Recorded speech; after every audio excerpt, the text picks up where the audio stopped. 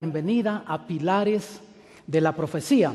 Y queremos también aprovechar para saludar a toda esta gente linda que está aquí con nosotros en Garland, Texas. Sean bienvenidos a esta programación. El mensaje que vamos a estar presentando en esta ocasión se titula El gran conflicto y la venida de Cristo. El Apocalipsis nos habla de un gran conflicto, una batalla entre el bien y el mal. Y cuando vamos allí a Apocalipsis 12:1, leemos lo siguiente: apareció en el cielo una gran señal, una mujer vestida del sol, con la luna debajo de sus pies, y sobre su cabeza una corona de 2 estrellas. Noten que aquí en el simbolismo profético que se presenta en Apocalipsis, se presenta a una mujer. Ahora la pregunta es, ¿qué es lo que simboliza una mujer en la profecía bíblica? Bueno, no tenemos que inventar. Si vamos a la misma Biblia, en 2 de Corintios 11:2, leemos lo siguiente: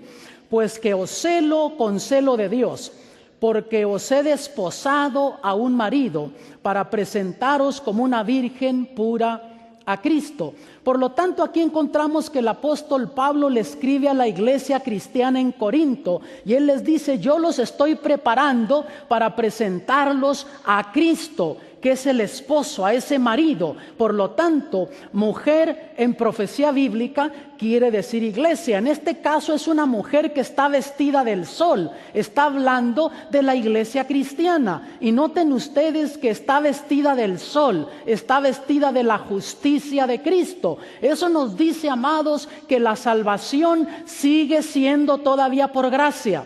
Si tú y yo llegaremos al cielo, será porque nos hemos vestido con la justicia de Cristo. Al pasar el tiempo cambian las idiosincrasias, cambian las culturas, pero el plan de salvación sigue siendo el mismo todavía. Y eso es por gracia, por lo que Jesús hizo por nosotros en la cruz del Calvario. Tú y yo necesitamos vestirnos con la justicia de Cristo. Ahora nota que tiene la luna debajo de sus pies. Cuando tú sales en una noche hermosa que tiene una luna llena, tú ves esa luna iluminando preciosa, pero lo que estás viendo tú en sí es el sol, es un reflejo del sol. La luna no tiene luz en sí misma.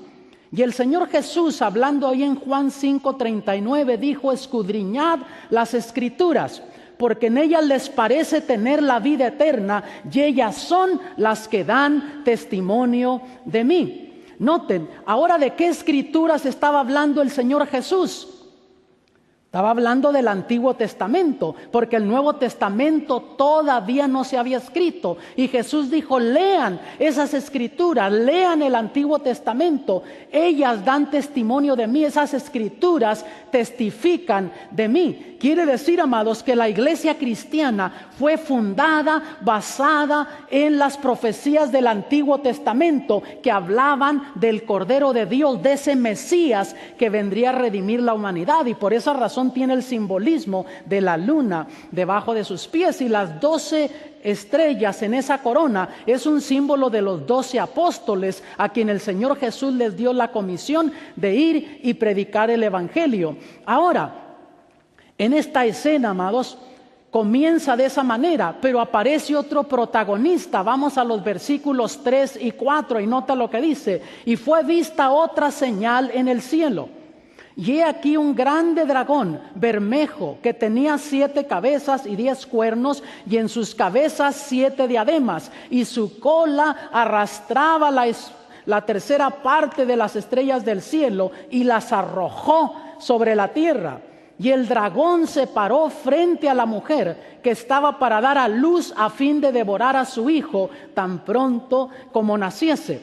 Aquí en esta escena aparecen varios simbolismos proféticos. Vamos a analizarlos. Primero aparece ese dragón escarlata. La pregunta es: ¿quién es el dragón? No tenemos que inventar, porque la misma Biblia ahí en Apocalipsis nos da la respuesta. Si vamos al versículo 9, vean conmigo: y fue lanzado fuera El gran dragón, la serpiente antigua que se llama Diablo y Satanás, el cual engaña al mundo entero, fue arrojado a la tierra y sus ángeles fueron arrojados con él. Por lo tanto, vemos que ese dragón es un símbolo del diablo. Ahora noten que también nos dice que arrastraba una tercera parte de las estrellas del cielo. En profecía bíblica, ¿qué simboliza estrella o en este caso estrellas? Vamos al mismo libro de Apocalipsis y ahí encontramos esa pieza del rompecabezas. Dice Apocalipsis 1:20.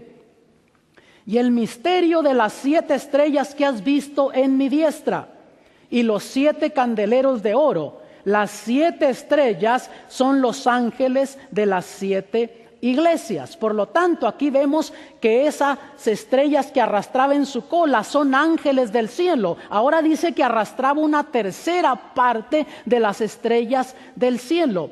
Quiere decir que cuando Lucifer se rebeló en contra de Dios, logró engañar a una tercera parte de los ángeles del cielo en ese conflicto en contra de Dios. Ahora nota, arrastraba una tercera parte. Quiere decir que de cada 3 ángeles que había en el cielo, 2 permanecieron fieles a Dios y 1 siguió a Satanás en desobediencia y rebelión en contra de Dios. Quiere decir que en la Biblia nos muestra que en el cielo hay millones y millones de ángeles, pues en esta tierra también hay millones y millones de ángeles caídos. Ahora nota, el dragón se paró frente a la mujer.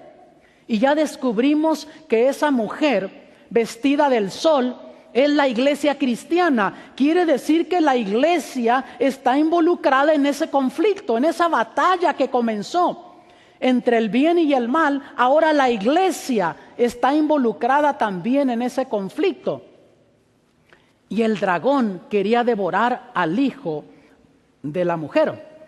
¿Quién es ese hijo de la mujer? Versículos 4 y 5 dicen lo siguiente del capítulo 12. Y el dragón se paró frente a la mujer que estaba para dar a luz, a fin de devorar a su hijo tan pronto como naciese. Y ella dio a luz un hijo varón que regirá con vara de hierro a todas las naciones, y su hijo fue arrebatado para Dios y para su trono. Por lo tanto, amados, aquí este hijo varón está hablando de nuestro Señor Jesucristo, y desde su mismo nacimiento el diablo puso como blanco al Señor Jesús. Fue el blanco, el objeto de los ataques de Satanás desde su mismo nacimiento, ahí en ese lugarcito pequeño de Belén donde nació. Vemos que utilizando al imperio romano, al gobierno romano, por medio de Herodes, se da el mandato que vayan y maten a todos los niños de Belén de 2 años para abajo, queriendo deshacerse de nuestro Señor Jesucristo. Después, en su ministerio, el Señor Jesús, al predicar, vemos que entonces es condenado a muerte por un emperador romano, Poncio Pilato. Es llevado al Calvario, y después, cuando es crucificado, el diablo pensó que allí, cuando el Señor Jesús dijo consumado es, pensó que él en ese conflicto, en esa batalla entre el bien y el mal, había ganado la victoria. Pero lo que pareció, amados, la mayor derrota para el cielo, en ese momento cuando el Señor dijo consumado es, ahí se ganó la batalla más grande que alguna vez se haya ganado en la historia. Y el Señor Jesús entonces nos abrió la esperanza, la posibilidad de la vida eterna para ti, para mí, de la salvación.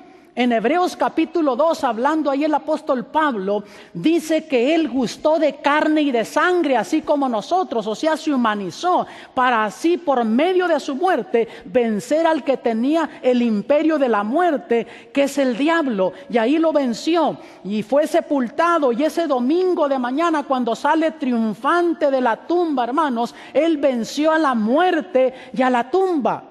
Y ahora la profecía decía que iba a ser arrebatado para Dios y para su trono. Y ascendió el Señor Jesús al cielo, y ahora está allí ministrando por nosotros, ministrando por ti y por mí en el santuario celestial. Tú que me escuchas desde tu hogar, también por ti está ministrando el Señor Jesús ahora en el santuario celestial. Ahora algo interesante, amados. Hasta aquí vemos que hay un conflicto. Pero ahora Dios nos muestra dónde comenzó ese conflicto. Vemos que hay un conflicto entre el bien y el mal y que la iglesia también está involucrada en ese conflicto. Pero ahora, ¿dónde comenzó ese conflicto? Es interesante cómo se desarrollan ciertas escenas en el libro de Apocalipsis. No siempre sigue un orden cronológico. A veces va desarrollando una escena en ese orden cronológico y entonces Dios detiene la escena. Y en algunos casos regresa la cinta y nos muestra un evento pasado que ya se cumplió, pero que refuerza la verdad que está presentando, y después vuelve a retomar la escena cronológicamente y continúa. En algunos casos adelanta la cinta y nos muestra un evento que todavía no se ha cumplido, que está en el futuro, pero que refuerza la verdad que se está presentando, y después regresa y vuelve a retomar la escena cronológicamente. Y en este caso, amados, el Señor detiene la escena y regresa la cinta y nos lleva a siglos y siglos atrás y nos habla de una guerra que hubo en el cielo. Ahí nos lo dice en Apocalipsis. Versículos 7 al 9, Dios dice: ¿quieres saber dónde comenzó esta batalla? Yo te lo voy a mostrar, y nos lo dice aquí. Y comienza diciendo: y fue hecha una grande batalla en el cielo. Miguel y sus ángeles lidiaban contra el dragón. Déjenme detenerme aquí antes de que siga leyendo. Noten ustedes que aquí se utiliza el término, la terminología Miguel, el nombre de Miguel. Es un símbolo, un nombre que se le da a nuestro Señor Jesucristo. Quiere decir quién como Dios. Y en esa batalla que hubo en el cielo, el Señor Jesús estaba liderando a esos ángeles que permanecieron fieles y leales a Dios. Y lidiaba el dragón y sus ángeles, y no prevalecieron, ni su lugar fue más hallado en el cielo, y fue lanzado fuera aquel gran dragón, la serpiente antigua, que se llama Diablo y Satanás, el cual engaña a todo el mundo. Fue arrojado en tierra, y sus ángeles fueron arrojados con él. Aquí Dios nos dice: así es como comenzó el conflicto. Aquí es donde comenzó el conflicto, en el mismo cielo. Y una vez que nos muestra dónde comenzó ese conflicto, vuelve a tomar la escena cronológicamente, y ahora nos lleva al versículo 13 y sigue la escena, versículos 13 al 16, y dice: y cuando vio el dragón que había sido arrojado a la tierra, persiguió a la mujer que había dado a luz al hijo varón. Y se le dieron a la mujer las 2 alas de la gran águila, para que volase de delante de la serpiente al desierto, a su lugar donde es sustentada por un tiempo y tiempos y la mitad de un tiempo. Y la serpiente arrojó de su boca tras la mujer agua como un río, para que fuese arrastrada por el río. Pero la tierra ayudó a la mujer, pues la tierra abrió su boca y tragó el río que el dragón había echado de su boca.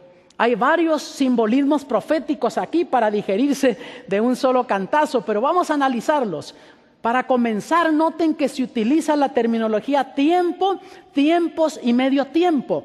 Y ya hay una regla bíblica para interpretar periodo de tiempo en profecía bíblica, y la vamos a estudiar. Pero noten ustedes que comienza el conflicto ahí en el capítulo 12, mostrándonos que el diablo le está haciendo la guerra a la iglesia. Esa iglesia que se estableció en el primer siglo le hace la guerra, está peleando en contra de ella. Pero ahora aquí nos habla de una otra segunda etapa de persecución en contra del pueblo de Dios, y se menciona la terminología tiempo, tiempos y medio tiempo. Ya hay una llave profética que nos ayuda a entender periodo de tiempo en profecía bíblica. Por ejemplo, si vamos a Ezequiel 4:6, leemos lo siguiente: día por año te lo he dado. Si vamos al libro de Números, capítulo 14, versículo 34, leemos lo siguiente: un año por cada día. Por lo tanto, amados, en profecía bíblica, un día, ¿cuánto tiempo representa? Un año. Ahora, nota que aquí se usó la terminología tiempo, tiempos y medio tiempo. En la Biblia, tiempo es un año, tiempos 2 años, medio tiempo, medio año. Y si tomamos el mes bíblico de 30 días, entonces tiempo, un año, son 360 días. Tiempos 720 días, medio tiempo 180, nos da un total de 1260 días. Pero como está hablando en terminología profética y cada día representa un año, entonces está hablando de un periodo de 1260 años. El versículo 6, noten lo que dice: y la mujer huyó al desierto, la iglesia, donde tiene lugar aparejado de Dios, para que allí la mantengan 1260 días. Noten que aquí se utiliza la terminología 1260 días. Allá se utilizó tiempo, tiempos y medio tiempo, pero como está hablando también en terminología profética, es un periodo de 1260 años. Y cada vez que se menciona ese periodo de 1260 años, ya sea en el libro de Apocalipsis como en el libro de Daniel, y de paso se menciona varias veces, siempre se menciona en contexto con el surgimiento de Roma papal como poder político religioso. Y eso históricamente está comprobado que fue en el año 538 después de nuestro Señor Jesucristo, y se extendió hasta el año 1798, cumpliéndose así ese periodo de 1260 años. Y dice que el diablo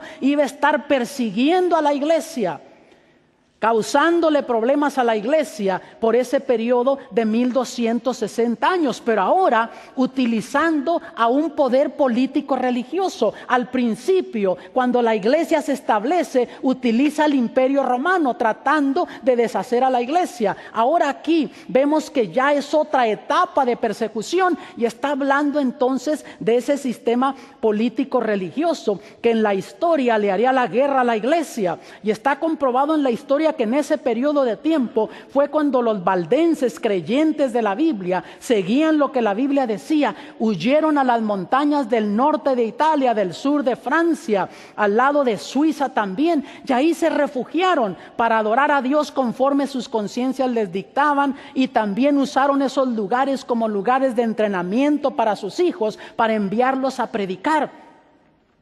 En ese mismo periodo de tiempo que nos habla allí, fue cuando los peregrinos vinieron a las costas de Norteamérica, y entre ellos venían una grande cantidad de puritanos que venían buscando una tierra donde ellos pudiesen adorar a Dios conforme sus conciencias les dictaban, y no como Roma les quería imponer. De paso, estos puritanos eran creyentes de lo que la Biblia dice, incluso eran guardadores del sábado como día del Señor.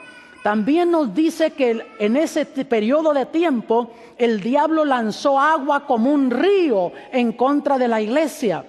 ¿Qué representa agua? ¿Qué simboliza agua en la profecía bíblica? Si vamos al libro de Apocalipsis 17:15, tenemos la respuesta. Dice así: y él me dice, las aguas que has visto donde la ramera se sienta son pueblos y muchedumbres y naciones y lenguas. Y vemos que así fue en la historia, que también en ese tiempo hubo momentos que se le llamó la Santa Inquisición, que de santa no tuvo nada, porque todo lo que hacía violar derechos, perseguir religiosamente a la gente, quererle imponer doctrinas, enseñanzas y no darle la libertad de elegir. Y el diablo en la historia utilizó a líderes políticos, utilizó a gobiernos, a naciones, a pueblos para perseguir a la iglesia. Pero la profecía nos decía que la tierra iba a abrir su boca y iba a tragar ese río. Ahora, si las aguas representan áreas habitadas, la tierra representa áreas inhabitadas. Y vemos cómo Dios, por todo ese largo periodo de tiempo, preservó su verdad y preservó a la iglesia también. Así la iglesia huyendo a lugares despoblados, refugiándose en lugares donde podían encontrar libertad religiosa y podían adorar a Dios conforme sus conciencias les dictaban. Ahora el versículo 17, noten lo que dice: entonces el dragón se enfureció contra la mujer y se fue a hacer guerra contra el remanente de la simiente de ella. Déjenme detenerme un poco aquí. Noten que por ese largo periodo de tiempo de 1260 años no pudo destruir a la iglesia el diablo, utilizando a gobiernos, a líderes políticos, apoyando a ese sistema político religioso que fue un poder perseguidor en la historia, y con todo el diablo no pudo destruir a la iglesia. Entonces notan que el diablo se enojó, se enfureció. No sé si hay alguien aquí de Puerto Rico o si alguien me está viendo de Puerto Rico ahora en esta ocasión, pero yo estuve en Puerto Rico unas semanas atrás y se me acercó un hermano, hablábamos de este versículo de la Biblia y me dice: pastor, el diablo anda enfogonado. El diablo anda enfogonado. Y es cierto, aquí nos dice que el diablo está enojado en contra de la iglesia. No pudo destruirla y se fue a hacer guerra contra el remanente de la simiente de ella. O sea, la descendencia de esa iglesia que el diablo persiguió por 1260 años, que nos llevó hasta el año 1798 de nuestra era, cuando conforme las profecías bíblicas entramos al tiempo del fin. Ahora el diablo le está haciendo la guerra a la iglesia del tiempo del fin, a la simiente de ella. ¿Y quién es tu simiente? ¿Quién es tu descendencia? Tus hijos, tus nietos. Y así también nosotros somos la descendencia de esa iglesia que el diablo persiguió por ese largo periodo de tiempo de 1260 años y no la pudo destruir. Ahora noten cómo la identifica. Dice: los que guardan los mandamientos de Dios y tienen el testimonio de Jesucristo. Y tú que me ves desde tu hogar, nota que no menciona su iglesia por nombre, sino por ciertas características. Y aquí hay dos características peculiares del pueblo de Dios, dos señales importantes. Número uno, dice: guardan los mandamientos de Dios. ¿De qué mandamientos está hablando? Está hablando de los 10 mandamientos. Si tú te tomas tu tiempo en tu hogar y lo lees ahí en Éxodos capítulo 20, vas a encontrar los 10 mandamientos. Pero a vuelo de pájaro vamos a darle un repasito, porque noten que el diablo está enojado en contra de los que guardan los mandamientos de Dios. Si tú los guardas, si obedeces a Dios, si vives como Dios manda, el diablo va a estar enojado contigo. Si no guardas los mandamientos, aunque te digas cristiano, el diablo no va a tener problema contigo. ¿Cuáles son esos mandamientos? Primer mandamiento: no tendrás dioses ajenos delante de mí. Y hay gente que piensa que eso es simplemente tener un dios pagano, y lo es, pero va más allá que eso. Todo lo que le quita a Dios el primer lugar en tu vida se convierte en un dios para ti, ¿lo sabías? Y a veces pueden ser cosas buenas. Para muchos el trabajo llega a ser un dios. Esa gente ya no trabaja para vivir, vive para trabajar y no tiene tiempo ni para Dios ni para su familia. Y algo que es bueno, el diablo lo torna en malo. Un deporte que es algo bueno, hay gente que deja de venir a la iglesia por irse a ver un partido o quedarse en el hogar viendo un partido de deportes por la televisión. Algo que es bueno se convierte en malo. Pero si tú eres un cristiano que pones en primer lugar a Dios, ¿cómo va a estar el diablo contigo? Va a estar enojado. Segundo mandamiento: no te harás imágenes, no tendrás imágenes, ni te arrodillarás, ni las adorarás. Ahora, si tú eres un cristiano que adoras como el Señor Jesús dijo, en espíritu y en verdad, pues el diablo va a estar enojado contigo. Pero si tú eres del tipo de cristiano que utilizas imágenes para comunicarte con Dios, para adorar a Dios, el diablo va a estar contento. No hay problema que diga que es cristiano. Tercer mandamiento, ¿qué dice? No tomarás el nombre de Jehová tu Dios en vano. Y hay gente que piensa que eso es simplemente pues usar livianamente el nombre de Dios, y lo es sin duda, pero va más allá que eso. Decirnos cristianos, decirnos hijos de Dios y no hacer lo que Dios pide es estar también tomando el nombre de Dios en vano. Y si tú eres un cristiano que obedeces a Dios, el diablo va a estar enojado contigo. Cuarto mandamiento, ¿qué nos dice? Acordarte has del día de reposo para santificarlo. Nota que de los otros mandamientos, cuando tú los lees, dice: no hagas esto, no hagas lo otro, haz aquello, haz lo otro. Pero cuando llega al cuarto mandamiento, no dice así. Dice: ¿cómo? Acuérdate ¿Por qué Dios lo dice? Número uno, porque es importante para Él y no quiere que lo olvides. Y Dios sabía que al pasar el tiempo, en el nombre de religión cristiana, o le darían poca importancia a ese cuarto mandamiento o se olvidarían completamente de Él. Pero Dios dice, acuérdate de santificar el día de reposo. Y dice, 6 días trabajarás y harás toda tu obra, mas el 7º día es reposo para Jehová tu Dios. No hagas en él cosa alguna tú, ni tu hijo, ni tu hija, ni tu siervo, ni tu criado, ni tu extranjero, ni tu buey, en fin. ¿Por qué razón? Porque en 6 días hizo Jehová los cielos y la tierra, la mar y todas las cosas que en ellos hay, y reposó en el 7º día, y Dios lo bendijo y lo santificó.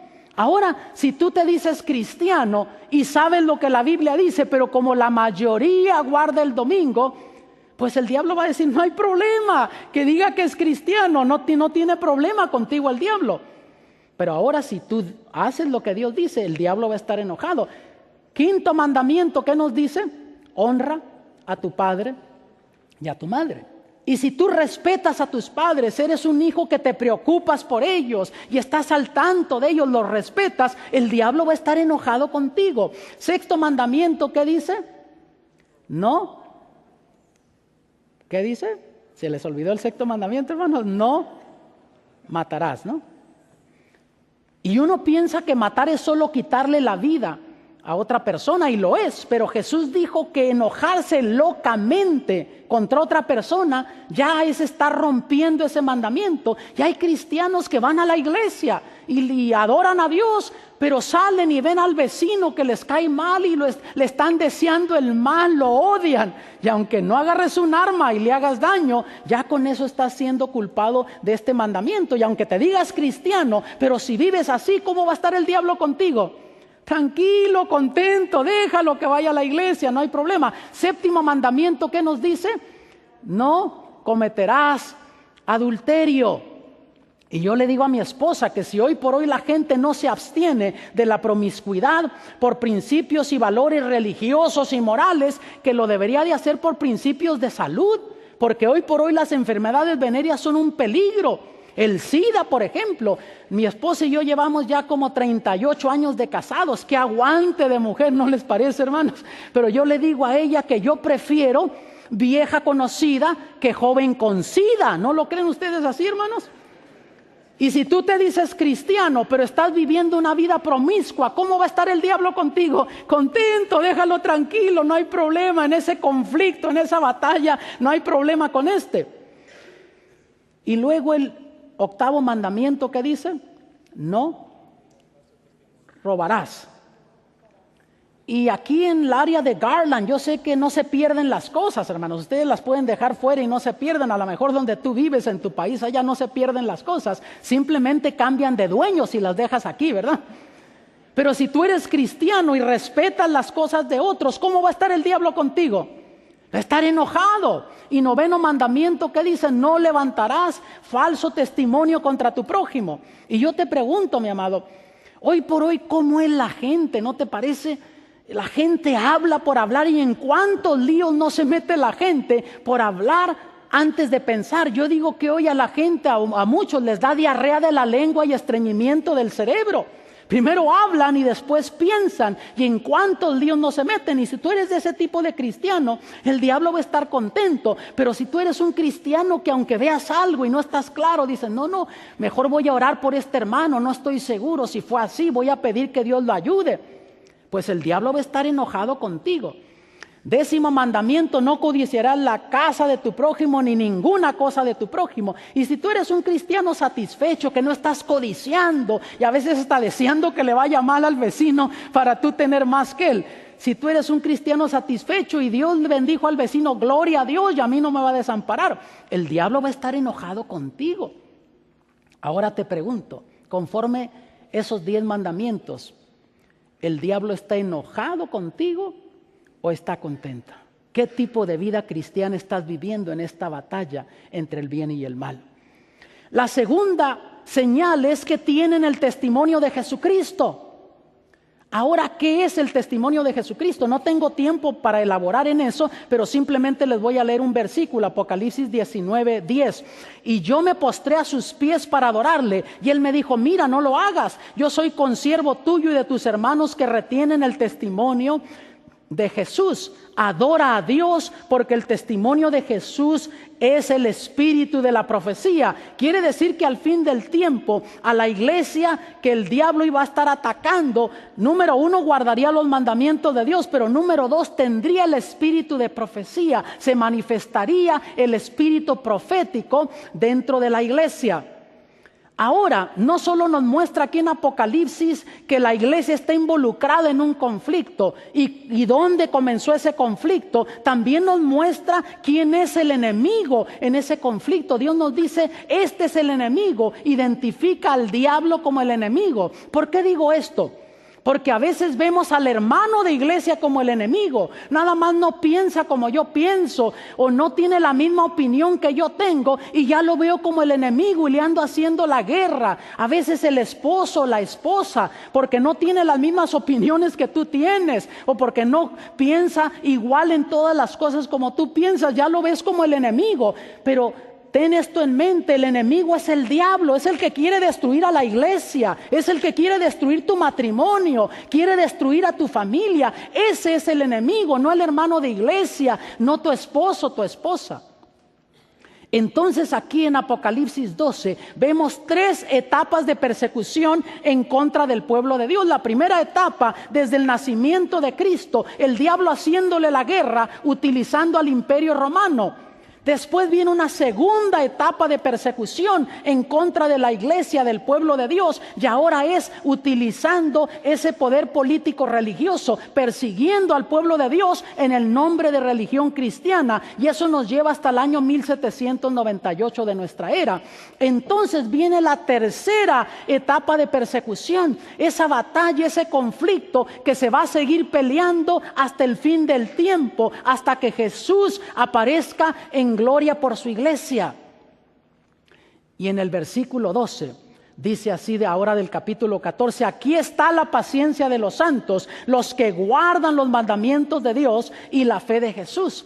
Nota que en este conflicto, en esta batalla, se necesita paciencia, amados. Y nota que Dios nos identifica como santos. Y en la Biblia un santo no es otra cosa más que un pecador arrepentido, perdonado y justificado por Cristo Jesús. Eso es lo que es un santo en la Biblia. Y nota que hay que tener paciencia. ¿Por qué? Porque el diablo va a estar peleando en contra de aquellos que quieren vivir como Dios manda. El diablo está enojado en contra de la iglesia y te va a estar haciendo la guerra. Y aquí vuelve a identificar, dice: los que guardan los mandamientos de Dios y la fe de Jesús. Y no guardamos los mandamientos. Yo no guardo los mandamientos para salvarme, sino porque ya soy salvo en Cristo y tengo fe en lo que Jesús dice y creo en lo que Jesús dice. Y Jesús dijo en Juan 14:15: si me amas, guarda mis mandamientos. Por esas razones que guardo los mandamientos. Y no solo nos dice dónde comenzó esa batalla, que la iglesia está involucrada en esa batalla y quién es el enemigo en ese conflicto, sino también Apocalipsis nos muestra cómo concluye ese conflicto. Y en el capítulo 14, mira, versículos 14 al 16, esta escena con ese lenguaje dramático, simbólico, con ese lenguaje impresionista, dice así: miré y he aquí una nube blanca, y sobre la nube uno sentado semejante al Hijo del Hombre, que tenía en la cabeza una corona de oro y en la mano una hoz aguda.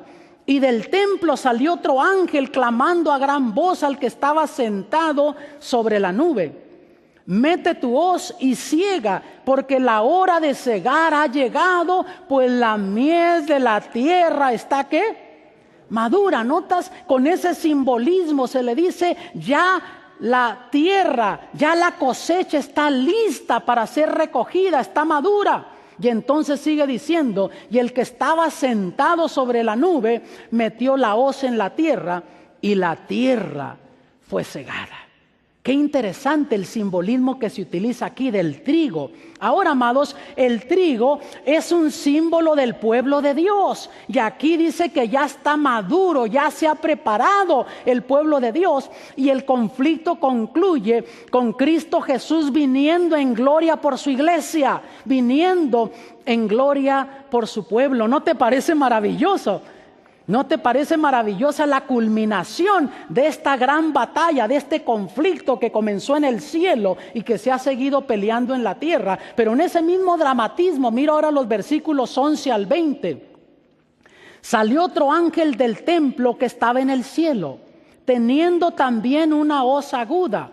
Y salió del altar otro ángel que tenía poder sobre el fuego, y llamó a gran voz al que tenía la hoz aguda, diciendo: mete tu hoz aguda y vendimia los racimos de la tierra, porque sus uvas están maduras.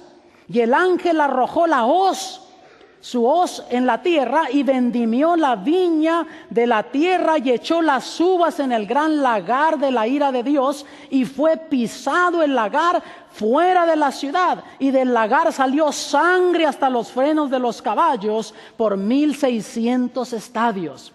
Aquí hay varios simbolismos, pero para comenzar, amados, las uvas es un símbolo de los que se pierden. El trigo, símbolo del pueblo de Dios, de la iglesia de Dios que se preparó.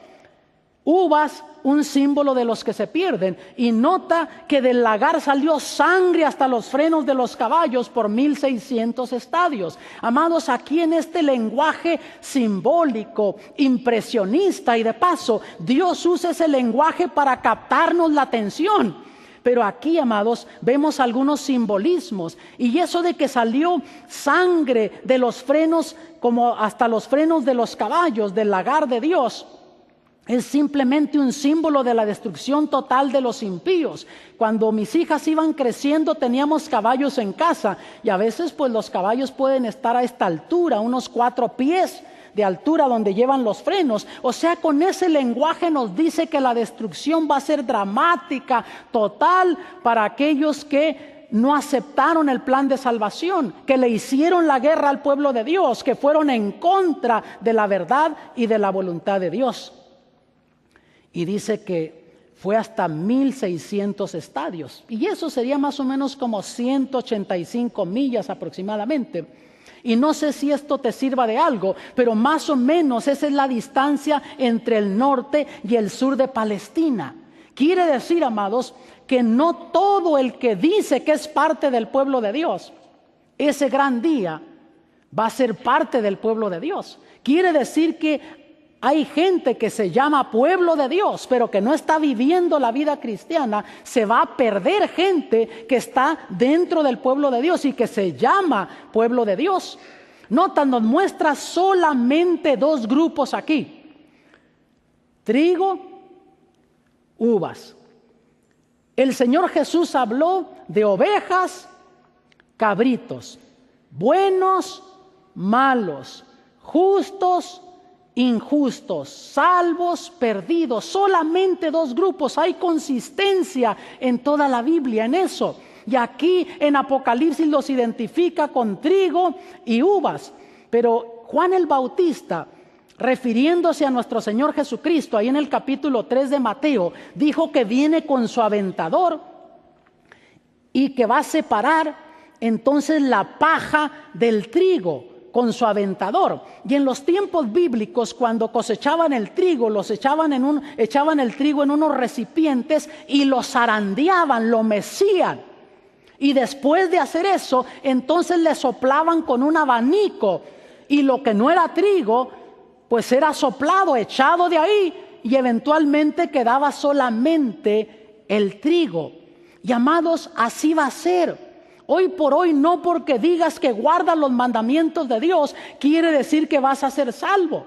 No, tienes que estar viviendo la vida cristiana. Y al fin del tiempo vamos a ver que muchos cristianos se van a descuidar espiritualmente. Tendrán el conocimiento intelectual, las profecías bíblicas las conocerán, pero no tendrán el poder espiritual para mantenerse del lado de la verdad cuando venga ese zarandeo, esa sacudida, porque no se habrán preparado espiritualmente. Los cuidados de la vida, los pasatiempos de la vida, los tendrían tan ocupados que no tendrían tiempo para prepararse espiritualmente. Y hoy estamos viviendo esa condición espiritual. En Apocalipsis lo llama la Odisea, una condición tibia que sí, venimos a la iglesia, nos sentimos bien, estamos aquí en la iglesia, se predica el mensaje, no, eso no es para mí, eso lo necesita el hermano Pancho, o ese mensaje es para la hermana Panchita, y es para don Raimundo, para don Facundo y todo el mundo, menos para ti.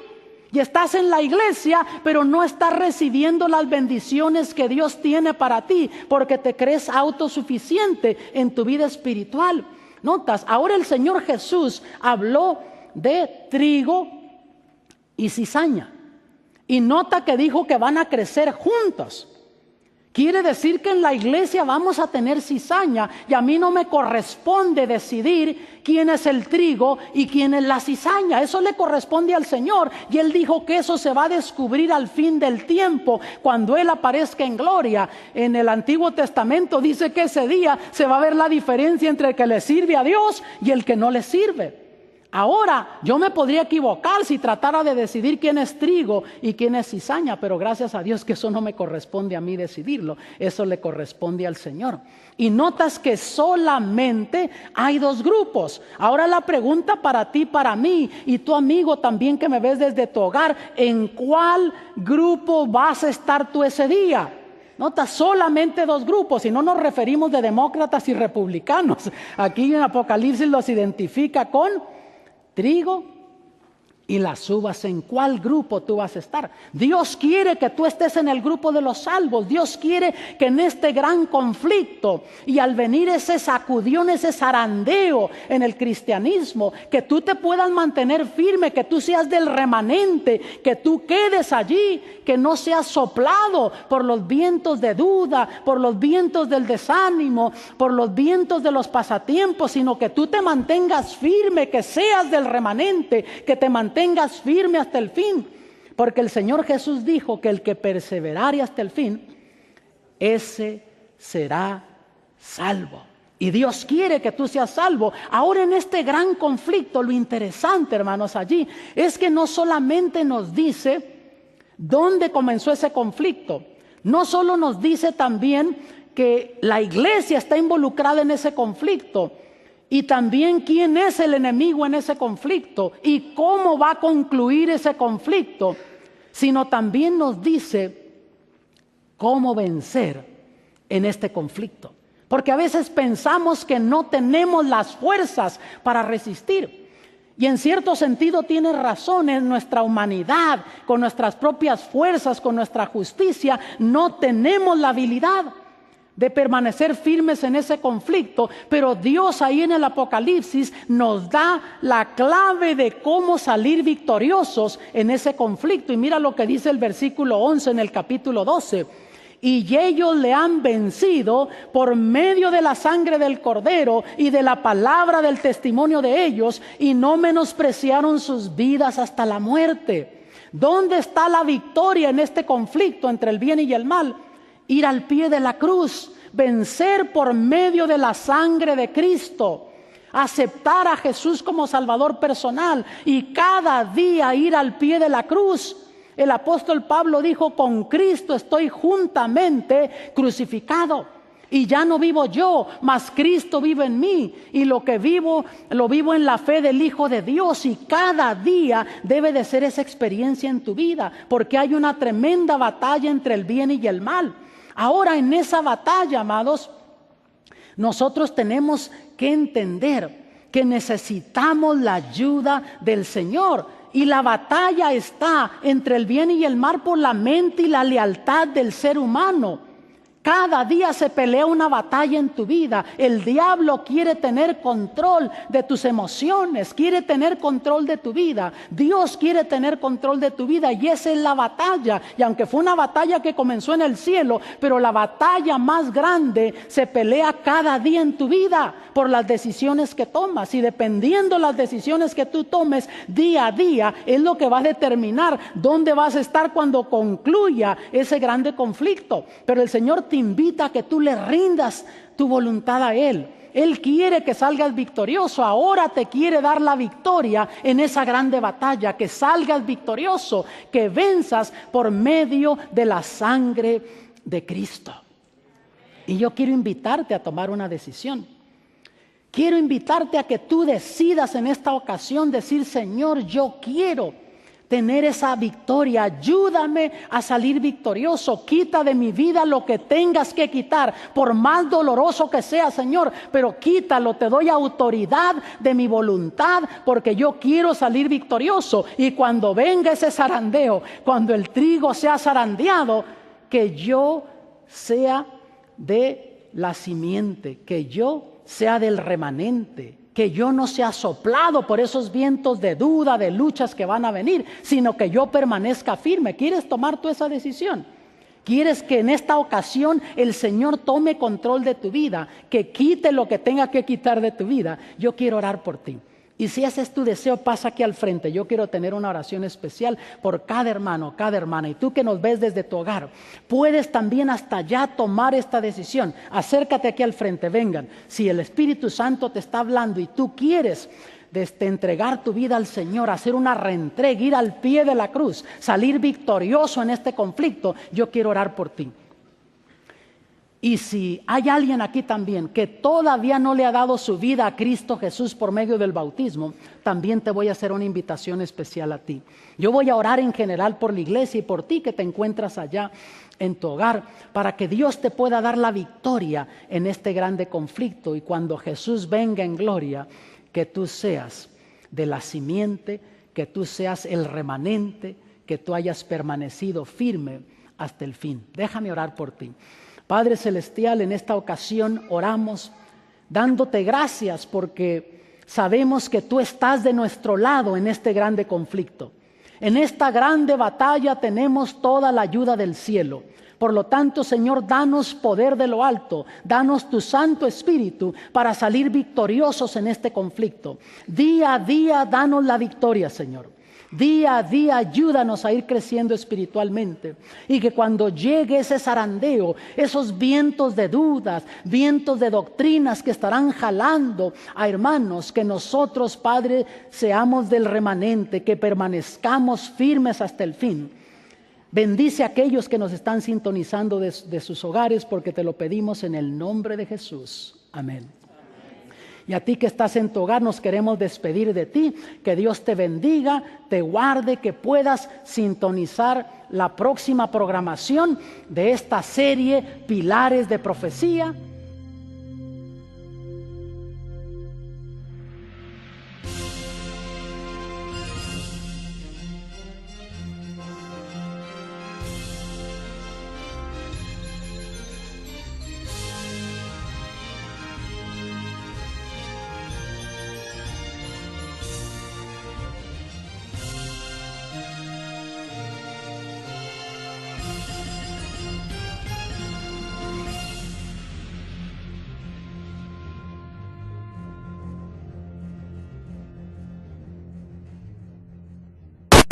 Arrojado a la tierra y sus ángeles fueron arrojados con él. Por lo tanto, vemos que ese dragón es un símbolo del diablo. Ahora noten que también nos dice que arrastraba una tercera parte de las estrellas del cielo. En profecía bíblica, ¿qué simboliza estrella o en este caso estrellas? Vamos al mismo libro de Apocalipsis y ahí encontramos esa pieza del rompecabezas. Dice Apocalipsis 1:20. Y el misterio de las 7 estrellas que has visto en mi diestra y los 7 candeleros de oro. Las 7 estrellas son los ángeles de las 7 iglesias. Por lo tanto, aquí vemos que esas estrellas que arrastraba en su cola son ángeles del cielo. Ahora dice que arrastraba una tercera parte de las estrellas del cielo. Quiere decir que cuando Lucifer se rebeló en contra de Dios, logró engañar a una tercera parte de los ángeles del cielo en ese conflicto en contra de Dios. Ahora nota, arrastraba una tercera parte. Quiere decir que de cada 3 años, bienvenida a Pilares de la Profecía. Y queremos también aprovechar para saludar a toda esta gente linda que está aquí con nosotros en Garland, Texas. Sean bienvenidos a esta programación. El mensaje que vamos a estar presentando en esta ocasión se titula El gran conflicto y la venida de Cristo. El Apocalipsis nos habla de un gran conflicto, una batalla entre el bien y el mal. Y cuando vamos allí a Apocalipsis 12:1, leemos lo siguiente: apareció en el cielo una gran señal, una mujer vestida del sol, con la luna debajo de sus pies y sobre su cabeza una corona de 2 estrellas. Noten que aquí en el simbolismo profético que se presenta en Apocalipsis, se presenta a una mujer. Ahora la pregunta es, ¿qué es lo que simboliza una mujer en la profecía bíblica? Bueno, no tenemos que inventar. Si vamos a la misma Biblia, en 2 de Corintios 11:2 leemos lo siguiente: pues que os celo con celo de Dios, porque os he desposado, que tiene una luna llena.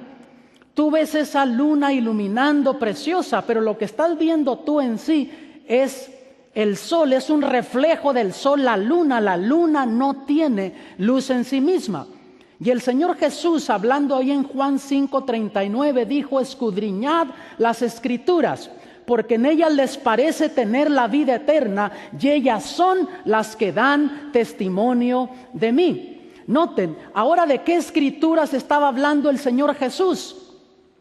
Estaba hablando del Antiguo Testamento, porque el Nuevo Testamento todavía no se había escrito. Y Jesús dijo: lean esas escrituras, lean el Antiguo Testamento.